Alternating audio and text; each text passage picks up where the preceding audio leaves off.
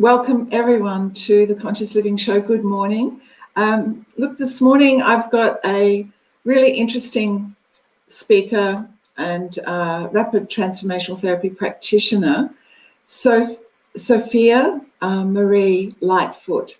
And we're going to be, hi Sophia, how are you? Hello, good morning, I'm well, thank you. How are you? Great.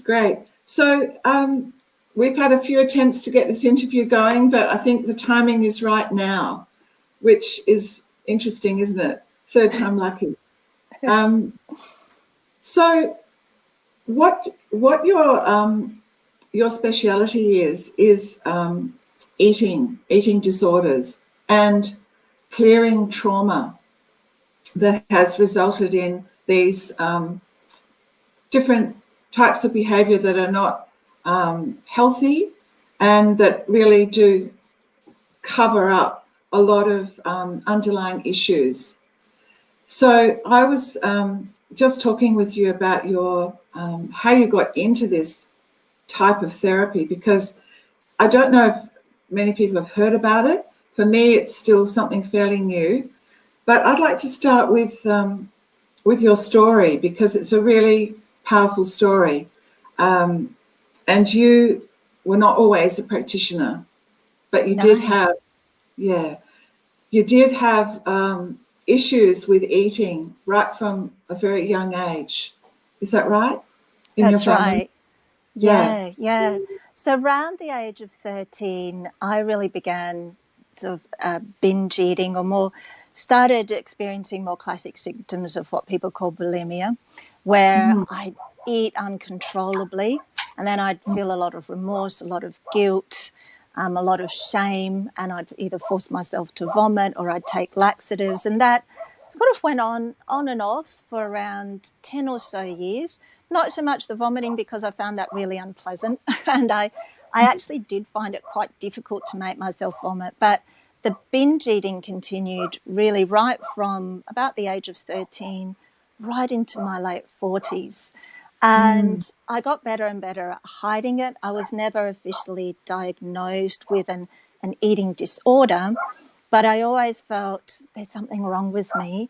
Why can't I just eat normally like other people? So what that would look like is I might go through breakfast, lunch, and I'm just eating normally, having a normal breakfast, having a normal lunch, but come afternoon in particular, I'd come home from work, or even when I was a stay-at-home mum, it was around that 3 o'clock, 4 o'clock time, and I'd just start eating, and I'd eat and eat and eat. And if there was a loaf of fresh bread, I could pretty much devour a loaf. If there was ice cream in the freezer, I'd go through a whole tub of ice cream. The kids would say, "What happened to the ice cream?"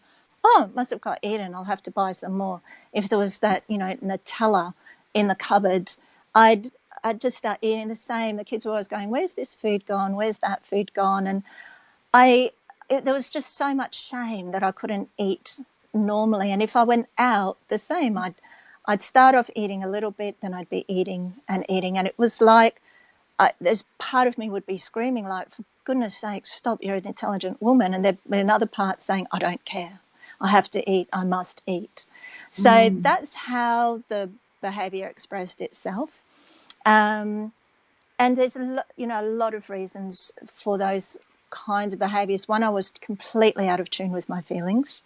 So I trained as a breastfeeding counsellor during my 30s when I was a stay-at-home mum, and I remember being given a list of feelings, and of course we needed to empathise with the parents we were helping, and I read this list of feelings. I thought, I haven't got a clue what I'm feeling.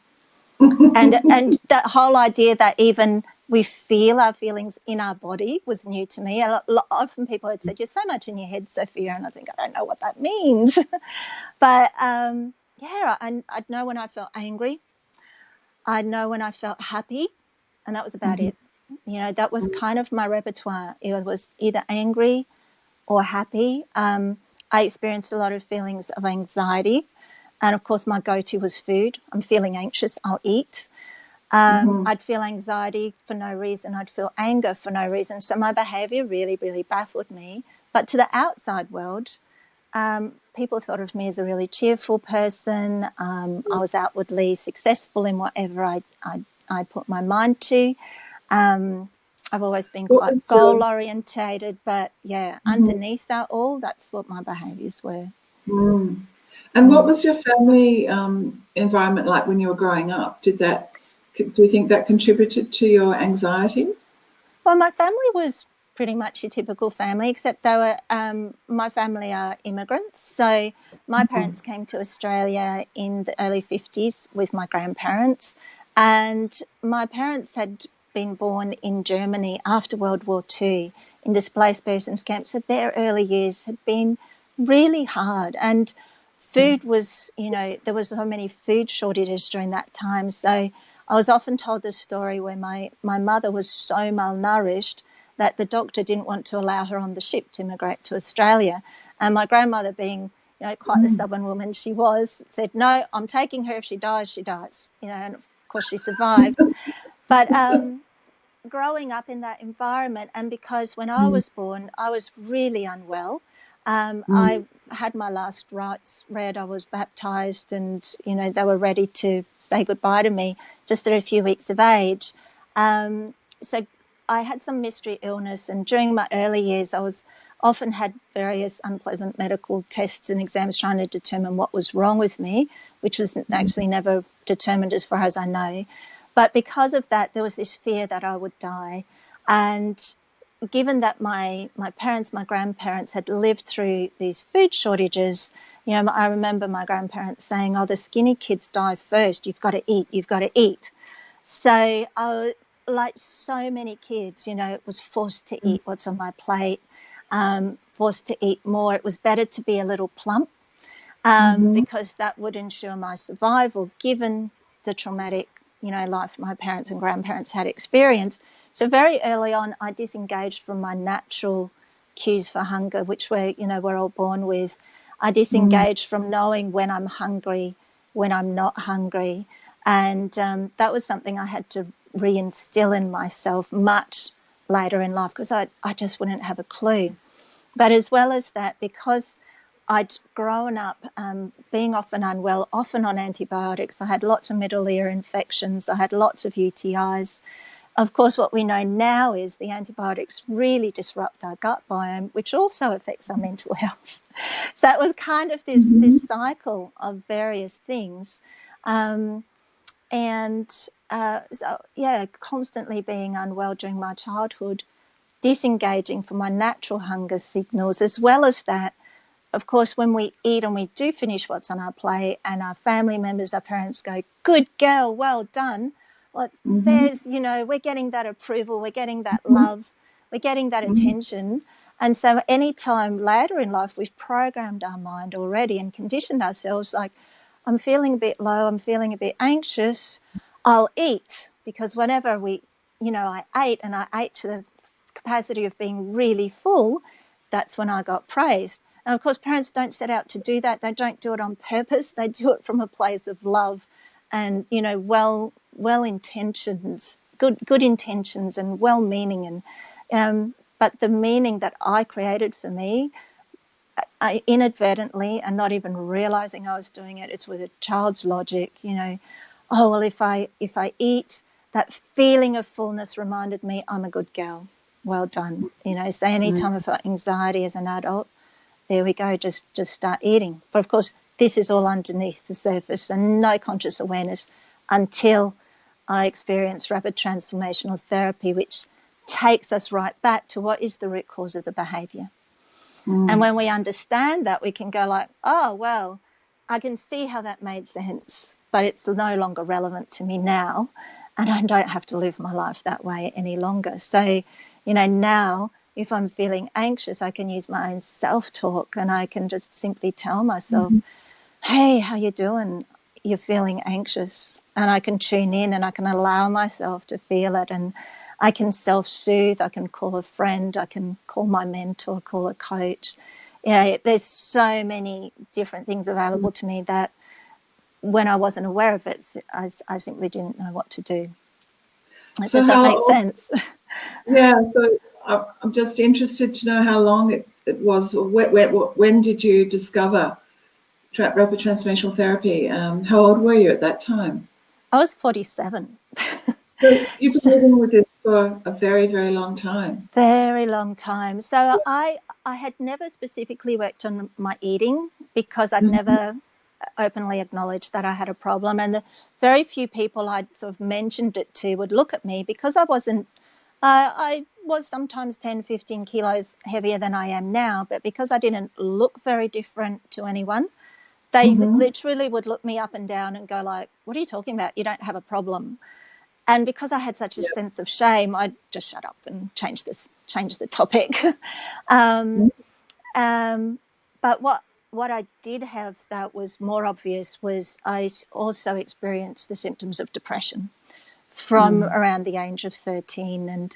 And depression, Marissa Peer, who's created rapid transformational therapy, she talks about depression being two things. One, a really harsh, critical inner voice, and two, it's when we suppress our heart's desires. So growing up, my parents, again, really loving parents, and like so many parents, thought that, the best thing is to point out my faults so that I can improve. Now, as a child, though, we can, and everyone's different in response to this, but as a child, I began to believe, well, there must be something wrong with me because, I'm constantly, I couldn't catch the ball. I remember my dad shouting, keep your eyes on the ball. And I was such a klutz. And even younger than that, and this is a scene that I went back to in regression in a rapid transformational therapy session. I loved art. I was this wildly creative child. My backyard was my theatre. I would sing to packed audiences. I would perform on movie sets in exotic locations. And I would draw all over my parents' furniture and walls, especially after they'd repainted, because the surface was exquisite. Now, my parents obviously weren't pleased. Like any parent wouldn't be particularly pleased about that. And I remember being told off, but as a child, I was 2-3 years old at the time. How I managed to find pens and pencils, I don't know. But I remember the texture of the surfaces and the delight in drawing with a biro, a ballpoint pen on the vinyl. That was beautiful. And I'd experiment with different mediums. But a hard pencil on the wooden doors, the trick was to be able to do a straight line without it digging into the soft layers in the woods. So you can imagine what kind of a mess I made. And I remember it was all along the hallway. And so this scene where my mum's smacking my bottom and she goes, that's enough, you need to stop doing this. And my belief that I created at that time was, they just don't love me. They don't understand me. I don't belong in this world. And I was given this little pad with lines on it. And I remember sitting there going, I'm never going to get what I want, and with a 3-year-old logic. Now, the problem is, though, that was such a pivotal scene. And I actually, the only reason I stopped drawing on the walls was because I really got sick of having my bottom smacked. And I remember the moment going, I have to stop doing this because it hurts, getting my bottom smacked all the time. And the belief I created, which I then unknowingly carried through life, was I'm unlovable. I'll never get what I want. What I want's just not available to me. And I can't do the things I want to do in life, as a 3-year-old. So it's not that I experienced any particular big trauma. I experienced a pretty normal childhood, but I took on these beliefs that were really erroneous and really compromised my ability to then express myself freely, to allow myself to receive love, to give love, to be in tune with my feelings. Because for me, it was just, as a youngster, it was just so painful to constantly be told, no, you can't do it, no, you can't do it, that I shut down and then used food. If I felt anything, I'd eat, because then as well, that high carb diet would then, give me this sense of numbness. It was very temporary. And then I'd feel remorse and shame. And of course, oh no, I'm feeling again. So what would I do? I'd eat. But then that cycle as well created, these feelings of depression. So throughout my 20s, my 30s, my 40s, there were periods where I went sort of into really dark places. I worked with psychologists. I went on various medications, which were all really helpful and they kept me alive. But it never really got to the root cause of why I was still behaving this way. Then early 2017, I had a very sudden and unexpected breakdown. And it was at that point that I went, that's it. I've worked so hard. I've worked with so many people. I've spent so much money trying to get better. I can't believe that I'm back here sitting up in front of my house, bawling my eyes out at midnight going, I just can't do it anymore. This life is too difficult. I don't get why I'm not lovable. I don't have a sense of purpose. Why am I here? What's this all about? Those big existential questions and just this feeling of being completely lost. And the next morning, I was working with a couple of really great coaches at the time, and they sort of grabbed me one by each arm and pulled me out of that dark place. They went, one said, come on, you're already on your way back up. It's not how far you fall, it's how high you bounce back up again and how fast. And, the other one, because being a parent, when you have teenagers, they will, they'll test you. And of course, they'll press every little button where you need to be healed. So they're your greatest teachers. The other one, said, you've got to be the rock, and the waves can crash, but you're the mum, you've got to be the rock. And it was just such a beautiful, visual. And I went, right, I want to get to the bottom of this. I want to find a solution. I don't ever, ever, ever in my life want to experience this sense of purposelessness, this feeling that I want to check out again because I've had enough. And it was then that I discovered Marissa Peer, and I stalked her for about 3 months every single night, watching everything I could find that she'd ever put on YouTube, in a podcast, on the internet anyway. And then I found out she teaches rapid transformational therapy, so I became her student and qualified in August of 2017. Yeah, so it's just over 2 years ago. Yeah. Wow. So how does the therapy work? You were talking about regression going into, is it a kind of a hypnosis approach? It is a hypnosis. It's a hybrid hypnosis. So there's quite a few, as a kind of a mixture of therapies. There's a bit of CBT, a bit of NLP, different mixtures of therapies, and it's based around Marissa's work for 35 years. And she's worked with so many different clients, a lot of celebrity work, a lot of work with royalty, both in Britain and the Middle East. And based on those experiences, and because she was so busy, she found that the traditional hypnotherapy that she'd been trained in just took too long. So she really looked at what worked with clients to create fast, permanent change and develop this technique. So it is hypnosis, which is a perfectly natural state we go into each and every day. We go into more relaxed brainwave, which allows us access to the subconscious mind. Then we regress, and we regress to 3 to 5 scenes. And if people don't regress, that's okay. That's not a problem either. There's other ways we can still work with that. And that, is quite common. That will happen. But we regress back to the cause, the root cause, the reason why we're experiencing the symptom we're experiencing today. So it might be someone comes to me and they're going like, look, I just keep overeating. I keep snacking between meals. It might be more severe where it is more fully blown disorder. I don't like to label things too much, but where they have the symptoms of more fully blown eating disorder. It can be where they're not sleeping. So I've worked with many people who have never slept well, or a particular traumatic event happened and they haven't slept well since that event. But it's not the events that shape us. It's the meaning that we give those events, and more importantly, the meaning we give ourselves at the time of that event. So we regress back to a scene, time, place, event.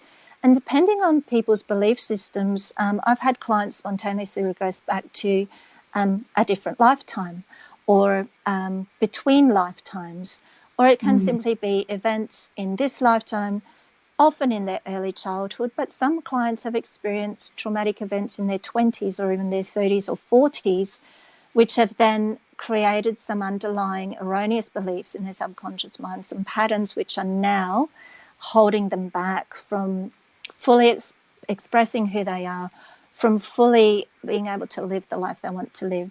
So once we go back and find those scenes, we really look at, what did the client feel? What is the meaning the client created in that specific moment? And it will be one of three things. It'll be some flavour of, I'm not good enough, I'm not lovable, I don't belong, I don't fit in, or what I want is not available to me, or all three.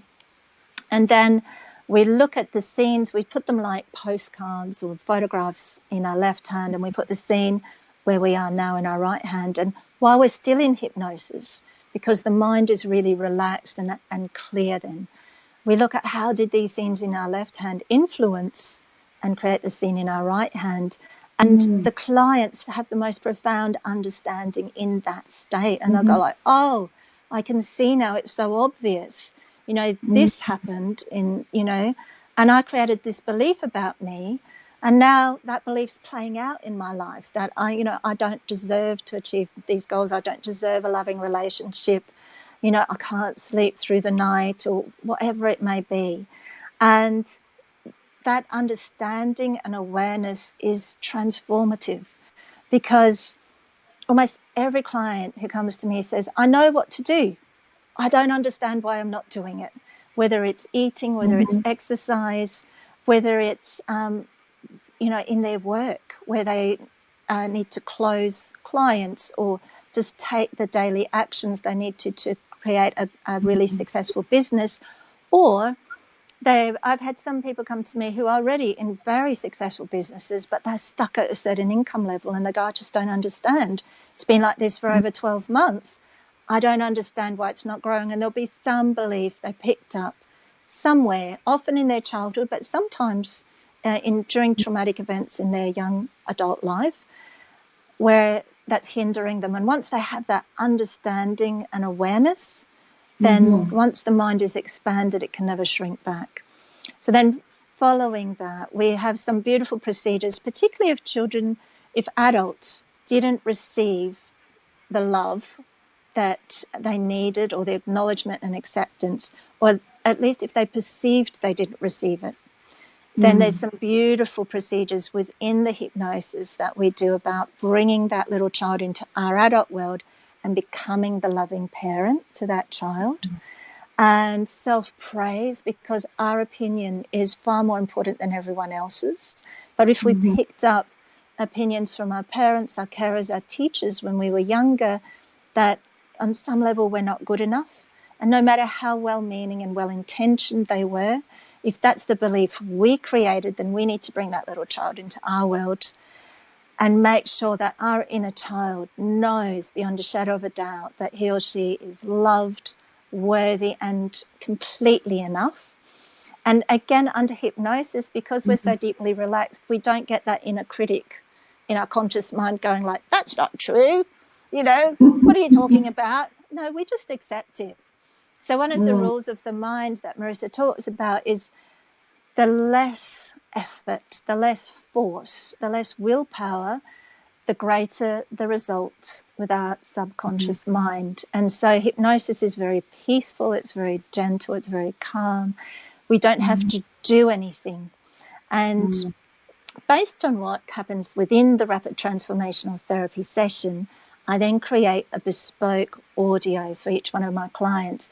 And it's really about programming, rewiring, recoding their mind for what they've told me they want to experience in their life. So for everyone, that's unique and different. So, for example, when it comes to eating, For some people, they say, I want to have a biscuit every day, but I just want to stop at a biscuit. Or I want to have a glass of wine a few times a week, but that's it. I don't want to drink the whole bottle every night. For some people, it's, you know, it's to do with their productivity in their work or in their business. But they will tell me specifically what it is that they want. And then that hypnotic audio, they then listen to that for the next 21 days and then several times a week for 2 to 3 months, because our mind learns by repetition. And through that repetition, it's a beautiful, relaxing 20 to 30 minutes a day where they have for their own self-care. That new wiring becomes permanent. And so then I get clients saying, it's amazing, I'm just automatically reaching for nutritious food. I'm not even interested in that sweet, sugary food that I used to never be able to leave alone. Or, you know, they'll call back and say, I'm just sleeping through the night. It's not like it was never a problem to me. Or, you know, they'll go like, oh my gosh, I'm picking up new clients and it's consistent, and you know, I can see my income rising, my bank account is growing, and and that's the process. I like to check in weekly because we listen for 21 days following the session. Then for the next 3 weeks, I always check in with my clients, because sometimes one change happens in 3 ways. So firstly, it can be instantaneous. Some clients after the session go, oh my gosh, I feel so much lighter, you know, and they really feel a change. Some clients go like, I don't feel anything, I just feel completely normal. And over time, they experience change. And other clients, for the next few weeks, go like, I'm not really noticing any change. And then when we catch up, you know, about a month later, they'll go, well, actually, I'm not doing this anymore, and I'm not doing that anymore. And instead, I'm doing this, and it's just kind of happening, and I didn't even realize. So it can be instantaneous, cumulative, or even retroactive. Yeah. And how many sessions on average would somebody need to have in order to clear those limiting beliefs and negative behavior? It can work in just one session. Just one session? Wow. Just one session. When it comes to things like food, and particularly if we have a lot of layers, you know, with a food disorder, then it can take 2 to 3 sessions, but usually within 3 sessions. I've never really needed to go beyond the 3 sessions for anyone, and I can't tell in advance. You know, some of the biggest issues have been cleared in just one session. I have a client I worked with. She was one of my first clients, and she had severe anxiety. Her testimonial was actually on my business page on Facebook. She had severe anxiety around her health and the health of her children and her relatives. And that was one session. And she's never experienced it again, even though she's actually had some major health problems, and certainly family members have. And she goes, it's amazing. I'm just not feeling anxious anymore. With eating and more severe food disorders, it can take several sessions, and that's one because first we find the underlying cause, which is rooted in one of those 3 things, which is I'm not good enough, I don't belong, or what I want isn't available to me. And so we work on that, and then in another session we can use that to actually program the mind for the new eating behaviour. But if we try and do it all at once, it's just kind of too big a thing to take on all in one go.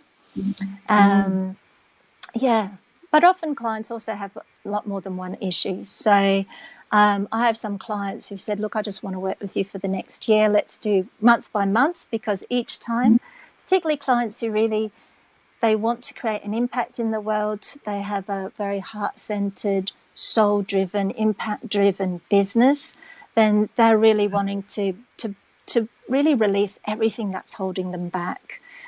In all areas. And so that's really lovely being able to work with people that way. And other people just go like, I've got this one issue that's really bugging me. I just want to fix that. And so that's what we do. Yeah, because as you were speaking, I was thinking about, how we can shift into a higher frequency of consciousness. And this seems to be such a really practical, essential tool, because it's really fast and quick. So people can not be tethered by these, generational traumas and patterns that are held in the subconscious.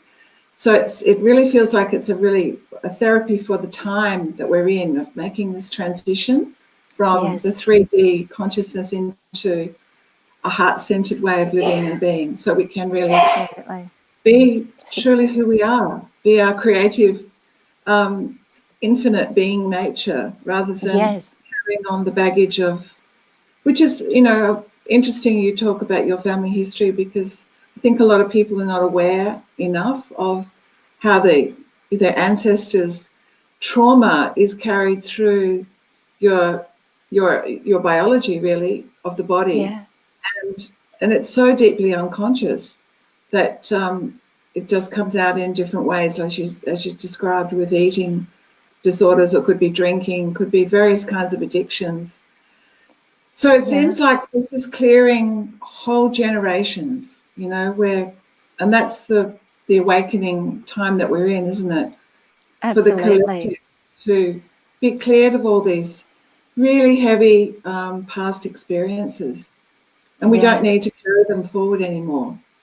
Absolutely not. And even my children say that, like, Mum, this work is so valuable because it means it stops here, and we don't carry it forward to future generations. And it's also wonderful because it also, all those family traumas, those ancestral traumas, they come up as disease in our bodies as well. And every cell in our body responds to every thought we think. So I had a client from the UK, and I thought she was coming to me around her eating habits. And she said, no, I want to work on my arthritis. And I went, okay, let's look at that. It's still the same, exactly the same process. What's the underlying, what's the root cause of the arthritis? And what's really beautiful about this therapy too, because some people don't want to talk to someone about their most personal issues. I don't need to know the details. If someone doesn't want to tell me the specific details of the events, particularly if they're traumatic, I don't need to know. And we only review them. We never relive them. We couldn't relive them even if we wanted to. But we release whatever emotion hasn't been processed yet. And so she went back to various scenes and she said, oh, I know what's happening, but I don't want to talk about it. I said, that's fine. What are you feeling? And, most importantly, what meaning have you given it? So she was able to identify what she was feeling and what meaning she gave herself in that situation. And so we did the session. I gave her bespoke audio. 2 weeks later, she messaged me, because at that stage, now I'd like to check in weekly with clients wherever I can. But at that stage, it was earlier on.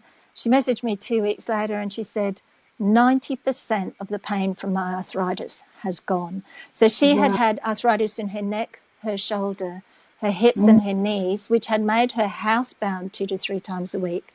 She'd only just retired in the last 12 months and she really wanted to enjoy the rest of her life. So she joined the local gym. She was walking 2 to 3 times a week now with her friends, and she was having her grandkids over a few times a week. So it completely changed her life and most probably lengthened her life. Another client I had been diagnosed with what was it? It was her liver was really struggling, and the doctor had said to her, unless you stop eating sugar, and it was all sugar addiction, your life expectancy is severely decreased. And she said, look, I just can't stop drinking Coca-Cola. She used to drink 2 litres of Coca-Cola a day.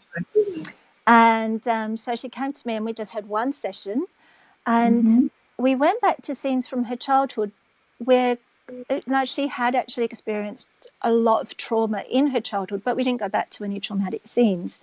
We went back to scenes from her childhood that were actually happy, some of the happy times in her childhood, where she felt connected, where her whole family was there, and so was Coca-Cola.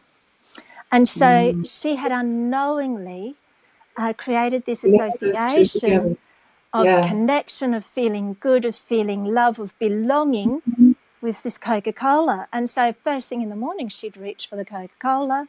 If she was feeling anxious, if she was feeling down, if there was any self-doubt, she'd reach for Coca-Cola. If her energy levels were low, she'd reach for Coca-Cola. She had no idea why. And again, that understanding and awareness is so powerful. When we can understand and we have that awareness, we can change it. So then she went, oh, well, I can understand why I was reaching for Coca-Cola, but it's no longer appropriate. In fact, it's killing me now. And so we rewired the mind to be completely disinterested in Coca-Cola, and she stopped drinking Coca-Cola just like that. And she was quite incredulous. She goes, I can't believe it. She goes, I don't even want to drink it anymore. So that's how powerful it can be, you know, and it's so lovely. She's got a quality of life now and a future, much longer future to look forward to. Yeah. Well, it just makes me see how, change is so easily possible so quickly. But people, they take on these, whether it's arthritis or diseases or habits, as if it's their identity and as if that's unchangeable. And what this seems to offer is, a whole world of possibilities can open up at any age, whether it's, from post-traumatic stress right through to, anxiety, depression, which is, at epidemic levels now. So it is. I think it's amazing what you're doing, and you have the flexibility of being able to work with people online as well as face to face. Yeah, just like this, and I love it because people can. A lot of my clients either like prop themselves up on pillows in their own bed, and that way, if they want to just have a sleep after the session, they can. I've had clients message me later and say, "I slept for 4 hours." That's quite common after our session. Or, they can, often in a recliner in the lounge room. Some clients just sit in a regular chair. They're comfortable that way. And it means they don't have to get in a car, because I do see clients face to face as well, but I always feel a little concerned that they're getting up because they've done some really deep healing work. And, I always suggest, please go walk around, talk to some people, have a drink, even eat a meal, but ground yourself before you get in a car to drive anywhere. So it's really lovely. And I have clients all over the world. I've worked with people, Sweden, Italy, Puerto Rico, in the UK, the USA, Singapore. It's so accessible. So accessible. That's fantastic. And you're coming out to Perth for Conscious Living Expo in October. Yes, I am. I'm so excited and delighted. Thank you so much for inviting me. Yeah, so you'll be giving a couple of talks at the expo. One is on it's not what you're eating, it's what's eating you. And the other is on I am enough. I am enough. 3 words change your life. Yeah. I am enough. And people will be able to come and meet with you, sit down, have a mini consult with you to ascertain where they're at and how rapid transformational therapy can assist. And also I've got your Facebook on the crawler, so people can contact you via Facebook if they're interested. Yeah, people can contact me via Facebook, Instagram, I'm on Twitter, I'm in LinkedIn, and even find a therapist, which is Marissa Peer's website as well. I'll be in booth 17A, so please come and say hello.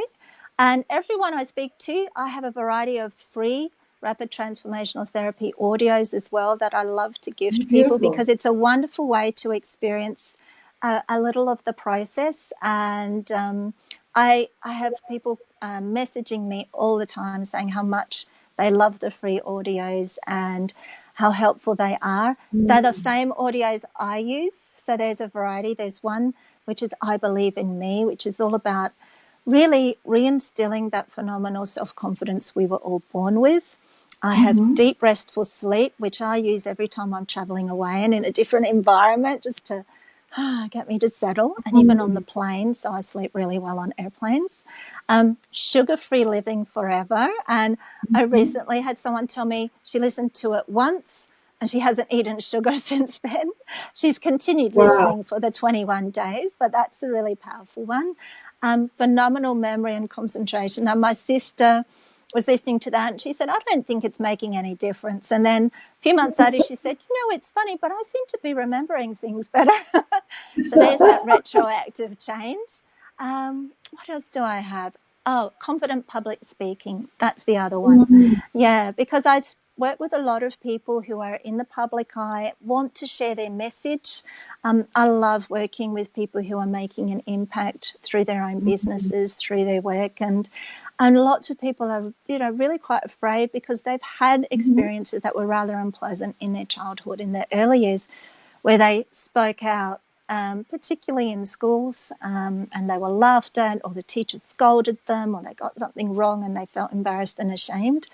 And so, yeah, that one's a really good one to help people just relax and speak naturally on camera, in front of groups, just as if they were talking to their best friends. And you're a great example of that, Sophia. You speak so naturally and so, with warmth and caring. That's what I've come away with, that you really do go on the journey with people through the process. And I think that's really positive for people who may be feeling a little bit hesitant, as you do when you're about to make some changes, because it may uncover things that could be uncomfortable in your experience. But from the sound of what you've been describing, the benefits are just so overwhelmingly positive, and the process is very gentle, so people don't need to feel anxious or afraid about undergoing the hypnosis and going through the process. Absolutely. And we don't have to talk about anything people don't want to talk about.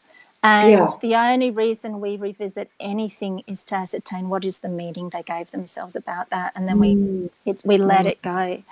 I know when I first, long before I discovered RTT, I was seeing a psychologist, and I remember the fear, thinking, oh my God, what am I going to, there'll be monsters inside. I literally thought there must be monsters inside of me.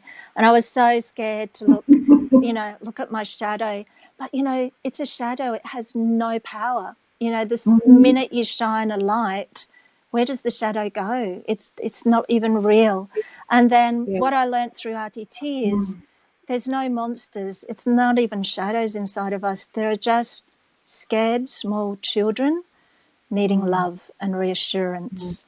And when we realise that, then everything changes, and we're able to give ourselves as adults the love, the reassurance, the praise. Marissa talks about self-praise, and it has honestly taken me a while to learn. Armand learns through repetition, and I'm getting better and better at it. But being able to talk to ourselves, just like we talk to our very best friend, or we talk to our lover, or we talk to even our colleagues, when we talk to them respectfully, being able to say things like to ourselves, hey, good job, well done, just simply like that, instead of, oh my gosh, I can't believe you stuffed that up. Oh, I can't believe you said that.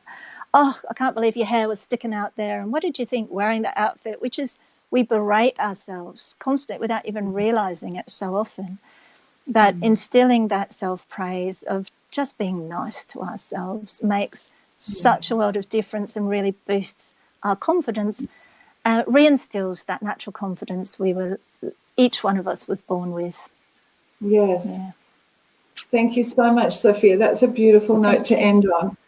And look, I'm sure I've gained so much just from the conversation. It's ticked a lot of boxes for me, and I just know that you're going to be facilitating change for so many people around the world for years and years to come.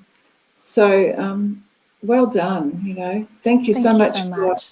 Yeah, and look, we should have another chat later on and do a follow-up, because I think as we're going through these times of transition, there's so much more that's being revealed about the nature of the mind and the subconscious. And so it's a never-ending story of growth and expansion. So thank you. And thank you so much. And we'll see you in a few days' time. Thank you. So Thanks, I'm so excited. For watching. Thank you, everyone. Bye for now. Bye.